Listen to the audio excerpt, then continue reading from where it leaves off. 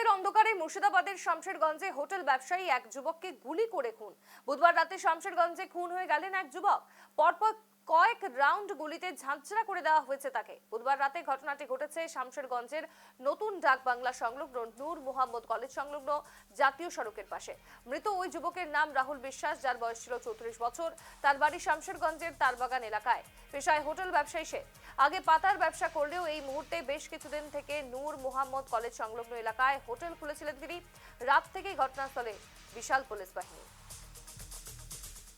যেমনটা আপনারা শুনছিলেন যে এইভাবেই কিন্তু এক হোটেল ব্যবসায়ীকে গুলি করে খুন করা হয়, একেবারে ঝাঁঝরা করে ফেলা হয় তাকে গুলির রাউন্ডে।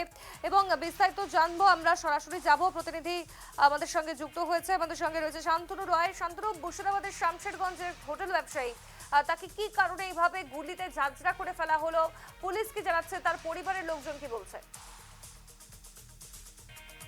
কোনো রকম উত্তর নেই যে কিভাবে এই ঘটনা ঘটলো। তারা ইনভেস্টিগেশন চালাচ্ছে, তবে এটা বাইরের কোনো শত্রুতার কারণে এই ধরনের ঘটনা হয়েছে বলেই কিন্তু প্রাথমিকভাবে অনুমান। কিন্তু সবচেয়ে জায়গা মারাত্মক বিষয় দেখো যে রাতে 12 নম্বর জাতীয় সড়ক যে একেবারেই নিরাপদ নয় এটাই কিন্তু বলা যায়। যেভাবে গুলি করা হয়েছে, যে জায়গায় গুলি করা হয়েছে, একেবারে 12 নম্বর জাতীয় সড়কের পাশেই যে লাইন হোটেল বলে সেই লাইন হোটেলগুলোতেই কিন্তু এরা এই ঘটনাটা ঘটেছে।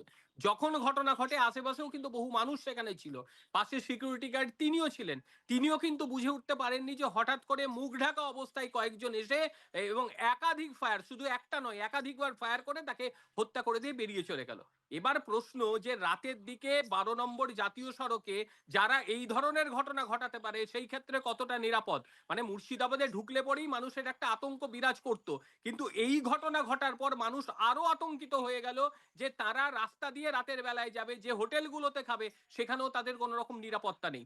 ঘটনা ঘটার সঙ্গে সঙ্গে এলাকায় প্রচুর পুলিশ বাহিনী এসেছে, ফারাক্কার এসডিপিও তিনিও ঘটনাস্থলে এসেছেন। তবে এখনো পর্যন্ত কারা এই ঘটনায় জড়িয়ে রয়েছে সেটা কিন্তু স্পষ্টভাবে বোঝাই যাচ্ছে না।